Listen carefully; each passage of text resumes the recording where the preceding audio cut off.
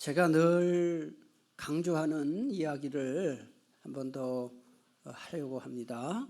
성경 말씀 읽을 때 뜻을 모르면서 그냥 읽는 것은 아무 의미가 없어요. 옛날에 우리 어른 선배 목사님들은 성경 잘 모른다 그러면은 10번 읽어봐라, 100번 읽어봐, 그러면 알아 그랬거든요. 근데 그거는 맞지 않아요. 그렇지 않아요.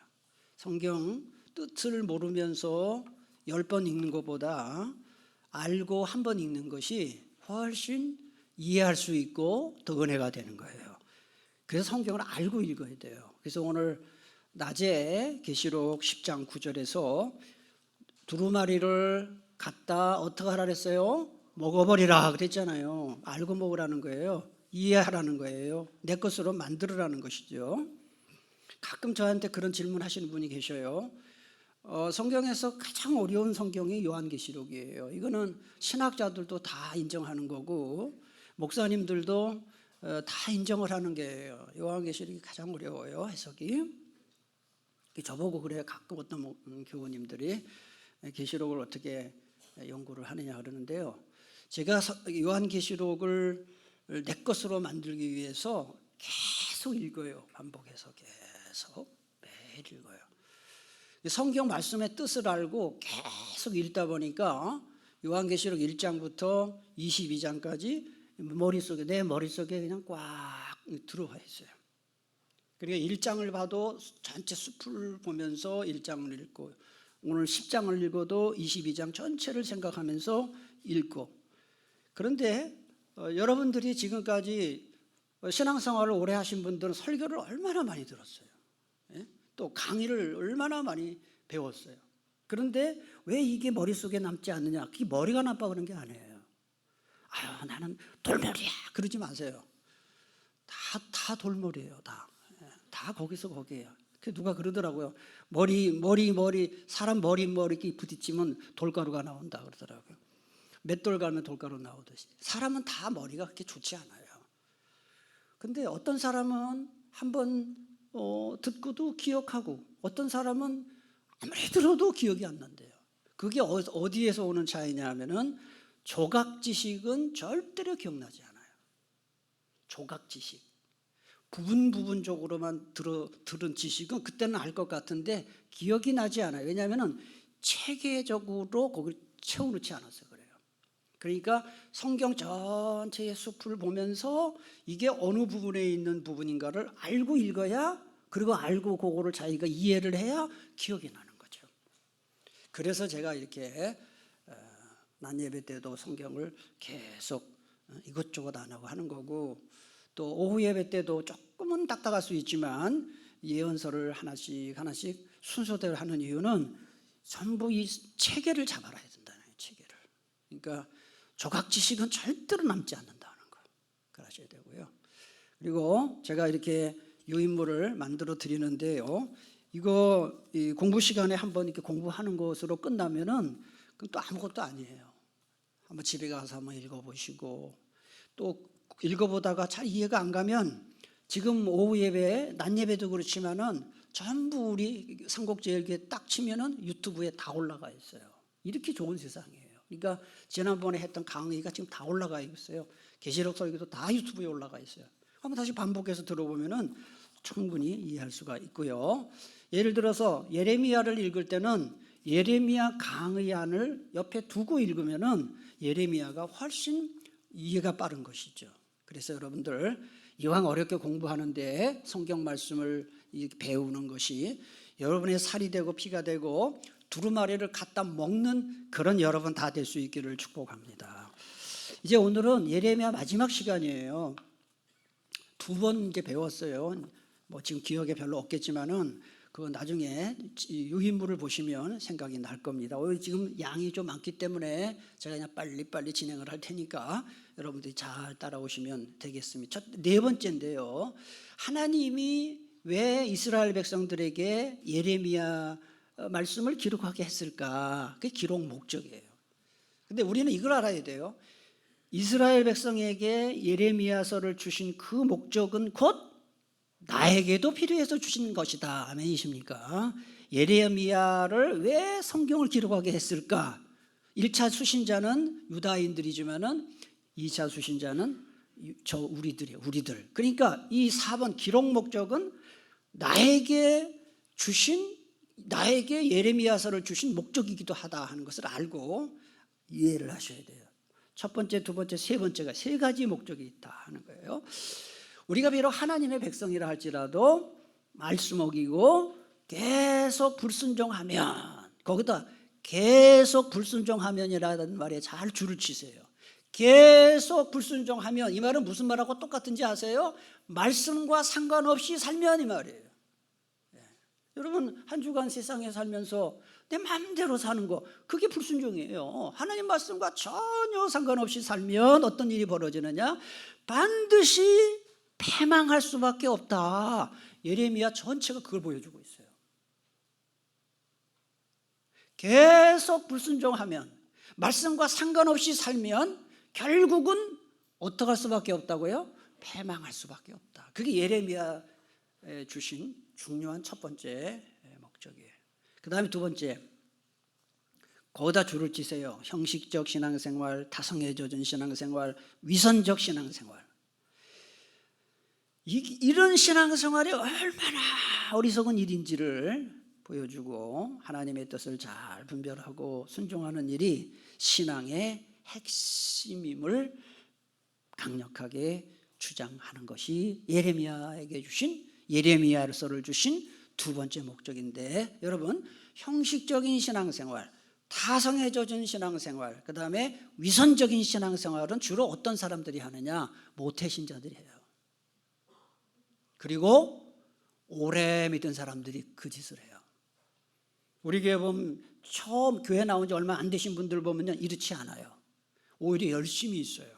그리고 뭘 물어봐요, 자꾸. 이게 무슨 뜻이냐고. 메일도 오고 카톡으로도 오고. 근데 오래 믿은 사람들은 뭐 안 물어봐. 다 아는 것처럼. 세상 말로 뭐도 모르면서, 무슨 뿔도 모르면서, 모르면서 다 아는 줄 알아. 그러니까 이 형식적인 신앙생활, 죄송합니다, 따라합시다. 형식적 신앙생활, 타성에 젖은 신앙생활, 위선적 신앙생활, 이건 하나님 무지 싫어하셔요. 그래서 저는 제 자신을 위해 기도할 때, 하나님, 어린아이와 같은 그런 순진한 마음을 갖게 해달라고 늘 기도를 해요. 절대로 영적으로 개발해지는 거 하나님 원치 않아요. 처음 믿는 것처럼, 교회 나온 지 얼마 안 된 사람처럼 순진한 믿음 다 가질 수 있기를 축복합니다. 이렇게 형식적 신앙생활하고 타성해졌고 위선적, 이거는 중직자일수록 더 그렇게 되기 쉽고 목사일수록 더 그래요. 교육자들 특히 조심해야 돼요. 이게 앞에서 나서는 사람들일수록 잘못하면 이렇게 되는 거예요. 여러분, 목사 중에 지옥 갈 사람 많아요. 아이고, 목사님 무슨 저주를 하나. 예수 안 믿으면서 목사하는 사람 많아요. 제가 목사니까 알죠. 돈뿌리로 하는 사람도 많아요. 진심이에요. 중직자들 나중에 천국 가보세요. 거기 천국에 안 와 있는 중직자들 있을 겁니다, 분명히. 제가 너무 강하게 얘기하나요? 여러분 자신이 알죠? 오래 믿었다고 믿음 좋지 않아요. 평생 믿었다고 믿음 좋은 거 아니에요. 정신 차려야 돼요. 하나님 앞에 정말 자기 자신을 돌아보는 시간 될 수 있기를 축복합니다. 세 번째, 왜 예레미야서를 주셨는가? 하나님은 하나님 불순종하는 언약 백성을 심판하시지만은 또 반드시 자비를 베푸셔서 회복시켜 주시는 어떤 하나님이라고요? 사랑의 하나님이신 것을 보여줘요, 예레미야서. 그래서 여러분, 징계당하고 고난당할 때 낙심하거나 절망하지 말아야 할 두 가지 이유가 있어요. 그 예레미야서에서 그걸 말해요. 첫째로, 징계는, 자, 여러분 한번 이제 쉬운 질문할 테니까 대답해 보세요. 애들이 잘못할 때 부모가 징계합니까? 남이 부모가 징계합니까? 친부모가 징계하죠. 그러니까 애가 잘못할 때 누가 야단치느냐를 보면은 부모가 누군지 알 수 있어.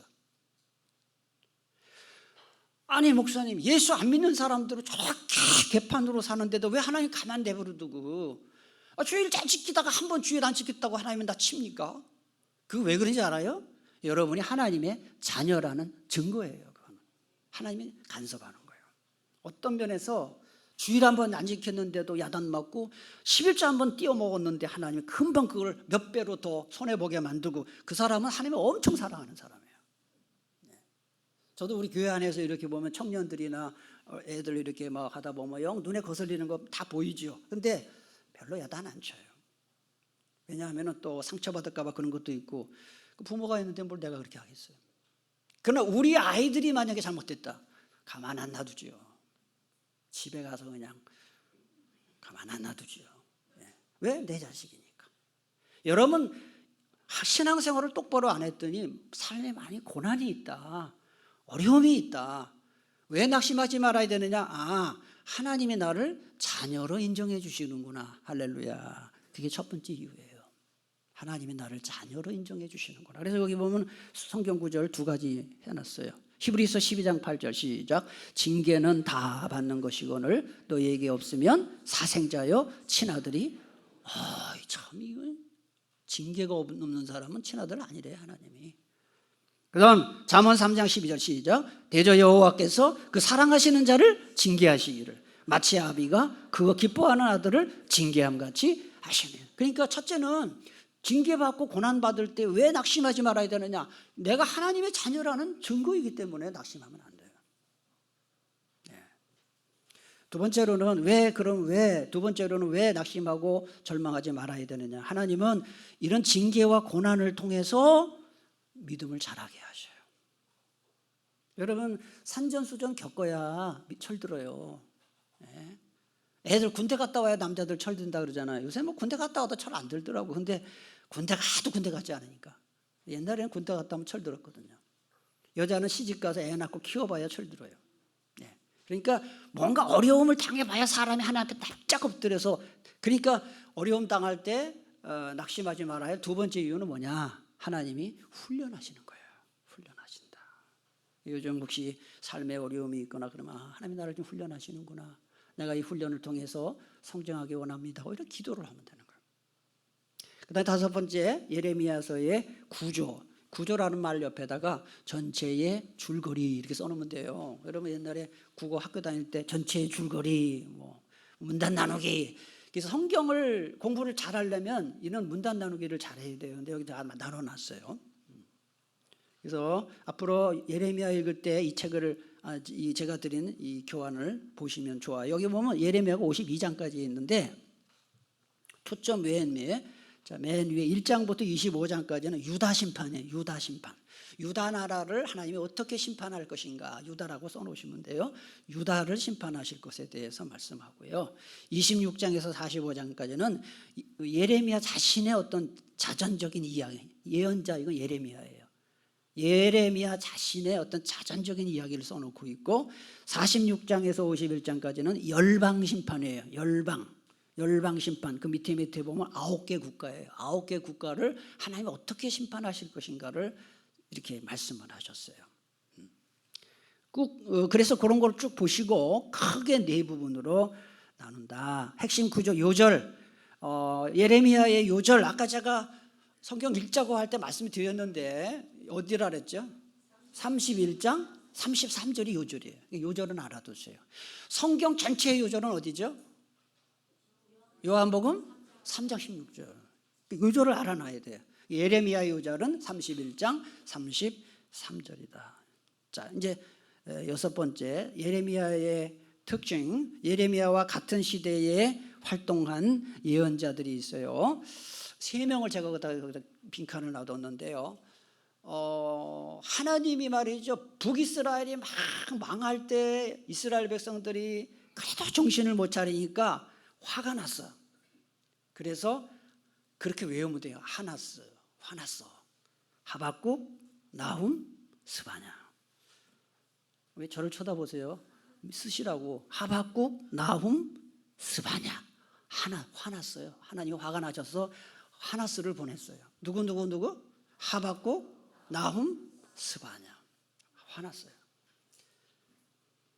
그 다음에 이제 에스겔, 다니엘, 이 5명이 예레미야와 같은 시대에 활동한 예언자들이에요. 그래서 예레미야보다 먼저 활동한 예언자는 이 세 명 중에서 나훔과 스바냐는 예레미야보다 좀 앞서서 활동을 했고요. 네 명의 대예언자들이 있어요. 여러분 예언서에 보면 5대 예언서가 있잖아요. 그 5대 예언서를 쓴 사람이 4명이 쓴 거란 말이죠. 누구 예언자인지 읽어보세요. 시작.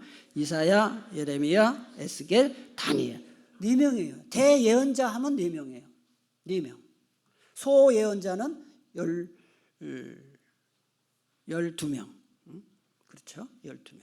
그래서 대예언자 4명인데 이 대예언자들 가운데 3명이 이 바벨론 포로와 관련해서 예언을 했어요. 그래서 다니엘은 남유다의 제18대 왕인, 여러분 그 유다 이름, 왕 이름 다 까잡수셨죠?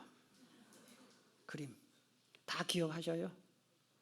맨 처음에 그 유다 그림 맨 마지막에 보면 김 3장이 이렇게 있어서 여호야김, 긴김, 시든김.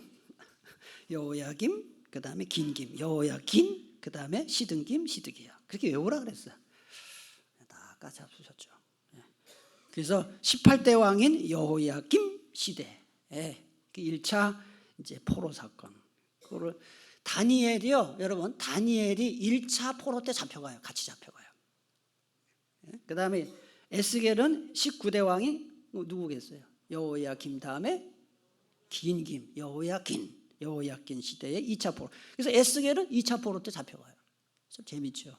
그 다음에 예레미야는 20대 왕이자 유다의 마지막이 누구예요? 시드기야 시대의 3차 포로 사건을 언급한다는 거예요. 그래서 이 예레미야는 이렇게 알아두시면 되고, 예레미야를 읽어보면 다양한 형태로 메시지가 선포가 되었다 하는 거 그냥 알아두시면 되고, 그 다음에 예레미야가 본 환상들이 예레미야의 3환상이 나와요. 3가지 환상이 나와요. 첫 번째로는 살구나무 가지 환상이 나와요. 무슨 나무요? 살구나무. 왜 살구나무 환상을 보여줬을까? 예레미야 11장 1장 11절 12절에 보면은 이게 월드 플레이, 언어 유희예요. 히브리어를 가지고 하나님이 언어 유희를 하신 건데, 여기 보면은 여호와의 말씀이 또 내게 임하니라 이르시되 예레미야야 네가 무엇을 보느냐 하시매 내가 대답하되 내가 살구나무 가지를 봅니다. 근데 우리 한글로 살구나무지 히브리어는 뭐라 그랬어요? 샤케드예요. 샤케드 가지를 보나이다. 여호와께서 내게 이르시되 네가 잘 보았도다. 이는 내가 내 말을 히브리어로 뭐라고요? 쇼케드. 그러니까 히브리어로 보면 샤케드, 쇼케드예요. 언어 플레이를 한 거예요. 언어 유희를 한 거예요. 그러니까 살구나무 환상을 주신 이유는 어떤 뜻으로 주셨느냐 하면은 하나님은 말씀하신 것을 반드시 지킨다, 그런 교훈이에요. 그래서 이 샤케드, 쇼케드라는 언어 유희를 한 거죠. 네, 그래서 이 살구나무까지 환상을 통해서 하나님이 주시는 교훈은 뭐냐? 하나님이 예언자를 통해 약속하신 예언의 말씀을 반드시 지켜주신다 하는 거예요. 여러분, 성경에 나오는 하나님의 약속이 많은데 우리가 가장 자주 접하는 예언이 뭐냐면 기도해라 응답해 주겠다, 그거예요. 믿으십니까? 기도하면 응답해 주신다, 이런 것을 우리가 공부를 하는 거예요. 두 번째로는 또 무슨 환상이 나오느냐? 북쪽으로부터 남쪽으로 쫙 이렇게 기울어져 끓는 가마 환상이 나와요. 끓는 가마솥 환상, 가마솥 있죠, 가마솥. 나중에 성경 읽어보시면 가마솥 환상이에요. 이거 바벨론 군대가 저 북쪽에서 침공해 올 것을 보여주는 환상이다. 그걸 가마솥 환상이다. 이 환상을 딱 보여주면서 가르쳐 주신 거예요. 세 번째로는 2종류의 무화과 열매 광주리가 나와요. 무화과 열매 광주리가 나와요. 여러분, 무화과는요 이스라엘 백성들을 상징하는 나무예요. 무화과. 여러분 복음성가에 보면 뭐 무화과 나무 잎이 마르고 그런 찬양이 있잖아요. 무화과는 이스라엘을 상징해요. 실제로 이스라엘에 가면 무화과가 많아요. 우리나라에서 먹는 무화과, 그건 거기 이스라엘에서 무화과 먹어보고 우리나라에서 무화과 먹어보면 이거는 비교가 안 돼요. 왜냐하면 이스라엘은 일조량이 많거든요. 그냥 뜨거운, 그다음 비가 나, 그러니까 이 무화과 먹으면요 맛이 어떨까요? 그러니까 무지 달아. 우리나라 무화과는 꼭 무 먹는 것 같아요. 무 먹는 거. 거기 무화과에 비하면. 그러니까 무화과 맛이 어떤지 알려면 앞으로 성지순례 갈 때 한번 같이 따라하시면 되겠습니다. 그 다음에 세 번째, 예레미야는 또 예언적인 상징 행위를 통해서 이제 예언을 했어요. 이거 다 제가 설명을 할 수가 없고 써놨으니까 어떤 상징 행위를 했고 이게 무슨 뜻인지는 다 써놨어요. 근데 제가 가로놓기로는 좀 한 건데 시간이 없어 빨리빨리. 세 번째, 항아리를 깨는 거는 유다가 철저하게 심판을 당한다. 심판을 당한다 하는 거요. 그 다음에 토기장이와 진흙, 두 번째, 하나님의 절대 주권을 상징하는 그런 거고요. 그 다음에 밑에서 두 번째 다바네스 궁. 다바네스는 이집트의 어떤 지명이에요. 다바네스 궁전 입구에 큰 돌을 묻는 그런 행동을 하는데 이거는 이집트도 바벨론에게 망한다 하는 걸 보여준 것이고, 그 다음에 심판의 두루마리를 유브라테 강에 던져요. 제가 계시록 설교하면서 유프라테스 얘기를 했어요. 유프라테스는 저쪽 위쪽이잖아요. 그러니까 바벨론이 멸망한다. 그거를 보여주신 것이다. 그 다음에 큰 세 번째로는 예레미야서는 연대순으로, 그러니까 무슨 사건이 있었던 순서대로 쓴 게 아니고요. 주제에 따라서 자유롭게 기록한 성경이다 하는 것입니다. 그 다음에 네 번째, 예레미야서는 구약의 예언서들 가운데 가장 어떤 책일까? 긴 책이에요. 가장 긴 책이에요. 그러면 여러분들 중에 성경을 조금 아시는 분들은 이런 얘기 할 거예요. 아니 목사님, 제가 성경 보니까 여러분이 볼 때는 성경에서 장수로 볼 때 가장 많은 장수로는 예언서 말고 전부 합쳐서 가장 많은 장수가 어디예요? 시편이에요. 몇 편까지 있어요? 150편까지 있어요. 시편이 제일 길 것 같은데요. 그런데 이 성경의 이 양을 따질 때는 그 장으로 따지면 안 되고 뭘로 따져야 되냐면 절. 그래서 여러분들 예를 들어서 성경을 매일 한 장씩 읽기로 했는데 시편은 아주 사람들이 애용해. 뭐냐면 짧으니까. 근데 어떤 날 재수없게 긴 구절이 걸리잖아요. 망했다. 헐. 그러고 안 읽어. 내가 여러분 마음 잘 알죠. 긴 한 장인데 길어. 시편 119편. 150절인가 뭐 나와요. 119편 그거 보면 몇 절까지 나와요. 예, 엄청 길어. 망했다. 그런데 이게 있어. 성경은 그게 기냐 안 기냐는 장으로 보면 안 되고 절로 봐야 되는데, 그래서 예레미야서는 구약 예언서들 중에서 가장 길어요. 그런 점에서 장으로만 따지면 예언서 중에서는 이사야서가 제일 길어요. 66장이에요. 우리 공부했어요. 66장인데 예레미야서는 52장까지. 그러니까 어떻게 이상하다. 왜 이사야서 더 길지 않나? 아니에요. 절수로 봐야 돼. 제가 써놨어요. 그래서 이사야서는 1292절, 예레미야서는 1364절. 그러니까 당연히 예레미야가 제일 길죠. 내용이 제일 길다 하는 거예요. 그리고 예레미야서부터 그 호세아까지, 예레미야서부터 소예언서, 아니 호세아서부터 말라기까지 12권의 소예언서 다 합친 것보다도 길어요. 그러니까 얼마나 예레미야가 그러니까 예레미야 읽을 때 굉장히 인내가 필요하겠죠. 그래서 개역 개정판 한글 성경을 기준으로 볼 때면은 호세아, 이게 소예언서예요. 호세아부터 말라기까지 이걸 소예언서라 그래. 12권. 호세아서부터 말라기까지 12권이에요. 이게 소예언서예요. 이게 전부 합쳐봐야 67장 1050절이에요. 그러니까 얼마나 기냐고. 예레미야는 몇 절까지 있다고요? 1364절이니까 제일 길어요. 예언서 중에서. 히브리어 성경으로 봐도 낱말수를 보세요. 여러분 창세기 긴 것 같죠? 근데 예레미야보다 낱말수가 짧아요. 시편 보세요. 시편도 길 것 같죠? 아니에요. 예레미야가 제일 길어요. 낱말수도. 그럼 예레미야 분량이 왜 많냐 하는 거예요. 여러분, 예레미야 분량이 많은 이유는 하나님이 할 말이 많아서 그래요. 쉽게 말하면 할 말이 많아. 왜냐하면 지금 예레미야서는 남쪽 유다에게 주신 말씀인데 북쪽이 먼저 망했어요. 북쪽이 아수르에 의해서 주전 몇 년에 망했어요? 722년에 망했는데도 이 남쪽이 정신을 못 차리고 있는 거예요. 정신을 못 차려. 그러니까 하나님이 예레미야를 보내서, 야, 너 형제국가 북쪽 망하는 거 못 봤냐? 너희들 정신 차리지 않으면 너희도 망해. 그래가지고 회개하도록 돌아오도록 하기 위해서 계속 말씀을 주시는 거예요. 그러니까 분량이 많은 이유, 할 말이 많아서요. 하나님이 하실 말씀이 많아서 회개하도록 하기 위해서요. 다음 다섯 번째, 하나님의 재교육 프로그램. 출애굽한 이스라엘은 광야에서 몇 년 동안 훈련받았죠? 40년간이에요. 40년간 훈련. 근데 40년간 훈련받고 가나안 땅에 들어가가지고 정신 못 차리고요. 사사시대가 와요. 사사시대 한 거의 250년 정도 사사시대가 와요. 그러니까 하나님 얘도 안 되겠다. 재교육시켜야 되겠다. 그래서 이제는 갑절로 늘려가지고요. 이제 거의 갑절로 늘려서 바벨론 포로가 몇 년이에요? 70년이에요. 70년. 그 얘기를 하는 거예요. 그래서 예레미야서는 바벨론 포로 이야기를 하거든요. 그래서 재교육을 시키기 위해서 예레미야를 썼다. 강조점. 자, 예레미야의 강조점 첫째, 하나님의 주권을 강조해요. 하나님의 주권. 그러니까 유다 멸망 얘기도 하고 다시 회복시키시고 메시아 대망. 그러니까 하나님은요 망하게도 하시만 다시 소망도 주시고 해서 결국 하나님의 계획을 끝내 성취하시는 하나님의 이 주권적 섭리를 보여주신다. 예레미야서의 강조예요. 주권적 섭리를 보여준. 망하게도 하시고 흥하게도 하시고 회복시켜 주시는 하나님의 주권적 섭리를 보여준다. 두 번째, 죄.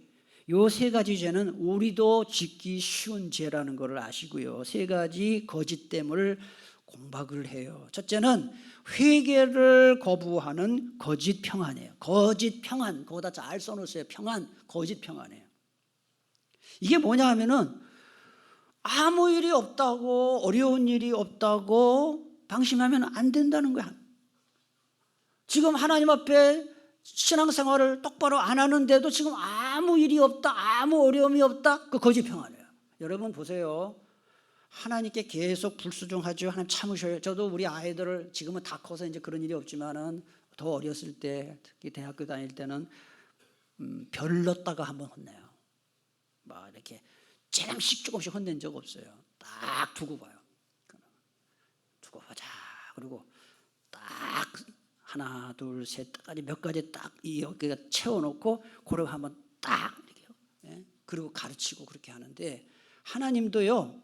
우리가 잘못한다고 즉시 징계하거나 심판하지 않아요. 그러니까 별일이 없어요. 뭐 신앙생활 엉터리로 해도 별일 없네. 그러다가 딱 그게 쌓이면 하나님 갑자기 고난과 징계를 주시는 이 거짓 평안이에요. 거짓 평안. 거기에 쏘으면 안 된다는 거예요. 그러니까 여러분 꼭 기억하세요. 그냥 하나님이 늘 나의 일구수일투족을 다 보고 계신다. 아멘이십니까? 다. 여러분 CCTV에서 이제 꼼짝 못 하잖아요. 하나님은 CCTV보다 더 잘 보고 계셔요. 그러니까 다 보고 계셔. 거짓 평안이에요. 거짓 평안. 두 번째로는 백성들을 위험한 자기 만족에 빠지도록 유혹하는 거짓 예언자들. 셋째는 우상숭배 같은 거짓 제사. 이 엉터리 예배. 우리도 이 거짓 제사 드릴 수 있어요. 엉터리 예배예요. 마음에도 없는 예배, 준비하지 않은 예배, 이런 예배 안 돼요. 하나님을 모독하는 거예요. 예배 같지 않은 예배, 하나님을 모독하는 거예요. 그러니까 이런 거를 우리는 예레미야 공부만 하는 게 아니라 나를 돌아봐야 돼요. 이 세 가지가 나에게 있을 수 있다. 거짓 평안, 거짓 예언자, 거짓 제사, 엉터리 예배.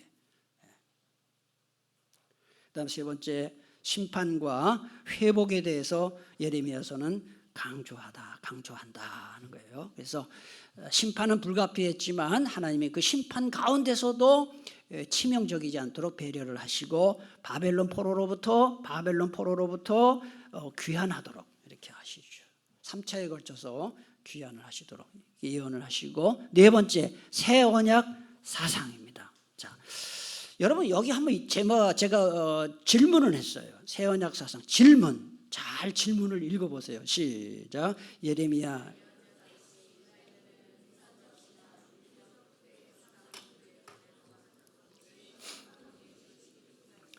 좀 한번 질문을 해보세요. 왜 유다 사람들은 미선적으로 신앙생활하고 부패하고 우상숭배제를 보면 왜 이렇게 문제의식을 느끼지 못했을까? 두 가지 이유가 있어요. 아주 나쁜 유대인들의 사상인데요. 첫째는 시온 불패 사상이에요.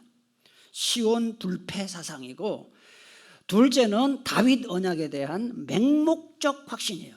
맹목적 확신이 있었다. 이 두 가지가 아주 심각한, 이게 우리에게도 있을 수 있는 것이기 때문에 잘 알아두셔야 돼요. 예레미야 8장 19절, 여호와께서 시온에 계시지 아니한가? 그의 왕이 그 가운데 계시지 아니한가? 라는 성경 구절이 나오는데, 여호와께서 그 시온에 계시지 아니한가? 시온성이 다윗성이고 예루살렘성이에요. 여러분 꼭 알아두세요. 시온성, 다윗성, 예루살렘성 같은 말이에요.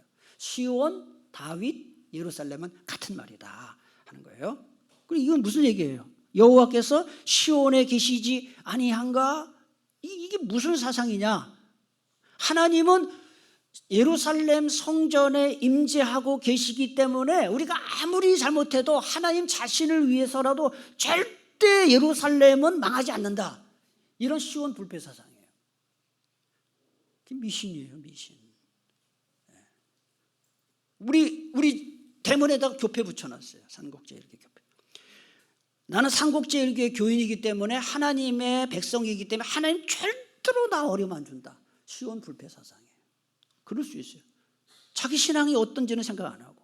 그 다음에 두 번째, 다윗 언약에 대한 맹목적 확신. 이거 뭐냐면은 하나님이 다윗 가문을 대대로 왕으로 세울 것이라는 언약이 있었거든요. 그러니까 아무리 잘못해도 하나님이 약속했기 때문에 우리 다윗 왕조를 보호하실 것이다라는 착각. 두 가지. 자, 시온 불패 사상, 다윗 왕조에 대한 맹목적인 확신. 이게 바로 그 당시에 있었기 때문에 죄를 지으면서도 회개하지 않은 거예요. 요즘 어떻습니까? 낮예배, 주일 낮예배 간신히 빠지지 않고 다니고, 근데 실제로 직장 가서 사업하면서는 안 믿는 사람하고 다를 바 없이 살면서도 나는 지금 신앙생활을 하고 있다고 착각하는 거예요. 시온 불패의 사상이에요. 네. 나는 예수 믿는 사람이니까 하나님 나 도와주실 것이다. 이게 착각이에요. 여러분 기억하세요. 구원은 은혜로 받지만 복은 은혜로 받는 게 아니라 순종해야 받습니다. 순종해요. 말씀대로 살아야 복 받는 거예요. 왜 똑같이 신앙생활 하는 사람 하는데 어떤 사람은 복을 받는데 어떤 사람은 못 받느냐? 순종과 불순종의 차이다 하는 거예요. 구원은 은혜로, 상급은 복은 순종함으로 해요. 꼭 기억하시오. 네. 그러니까 예레미야는 이런 유다인들을 향해서요 막 외쳤어요. 심판과 회개의 메시지를 막 선포를 하죠. 이런 예레미야 설교는 당연히 강력한 뭘 일으켰겠어요? 반발을 일으키죠. 반발을. 여기 예레미야 26장 8절을 보면 그런 얘기가 나와요. 여기 보면요, 참 나쁜 사람들이에요. 예레미야 예언자로 어떻게 되어 있는지 보세요. 한번 읽겠습니다. 시작. 예레미야가 여호와께서 명령하신 말씀을 모든 백성에게 전하기를 마치니 제사장들과 선지자들과 모든 백성이 그를 붙잡고 이르되 네가 반드시, 이런 죄를 짓는 거예요. 하나님의 예언자 여러분, 너 죽어야 된다고. 너 바른 소리 하지 말라고.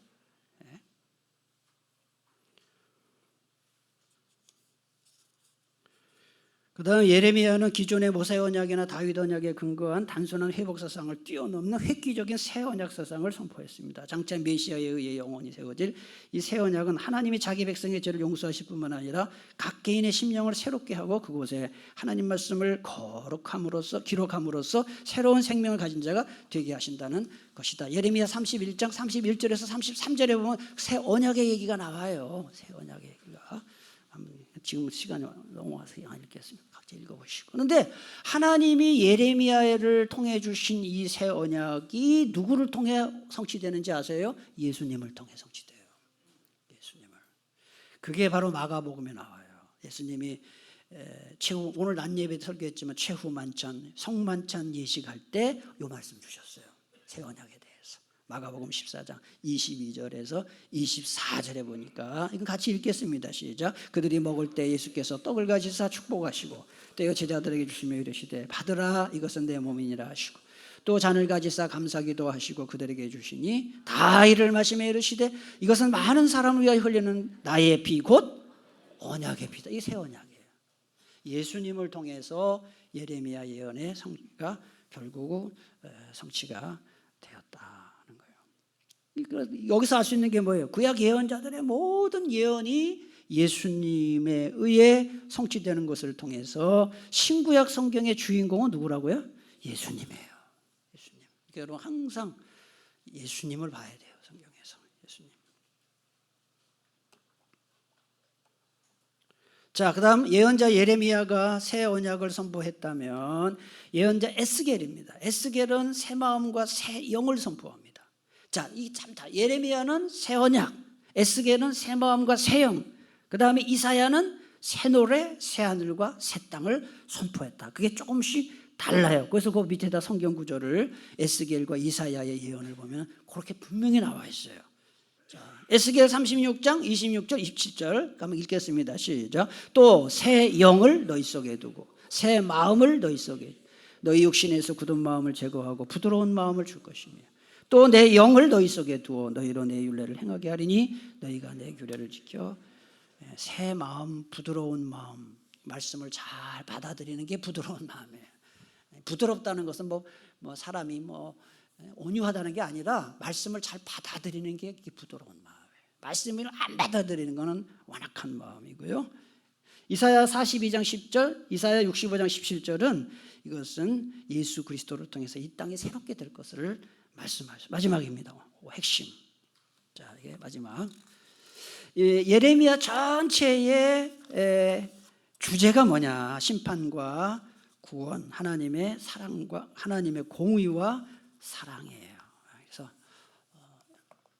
여러분들 나중에 여러분 성경책에다가 이렇게 핵심 주제, 핵심 장, 핵심 구절은 예레미야 맨 앞에 1장에다 세 개는 좀 써놓으시면 더 좋을 것 같아요. 자, 예레미야의 핵심 주제가 뭐라고요? 심판과 구원, 하나님의 공의와 사랑이다. 핵심 장은 31장이에요. 아까 얘기했죠. 31장. 핵심 구절은 31장 33절이에요. 아까 읽었기 때문에 더 이상 읽지 않겠고요. 맨 마지막 구절은 참 너무나도 중요하기 때문에 함께 읽겠습니다. 시작. 하나님을 아버지로 교회를 어머니로 모시고 사는 우리는 세상에서 가장 복받은 사람들. 동의하세요? 네. 자, 이렇게 해서 예레미야 이제 마치고요. 다음부터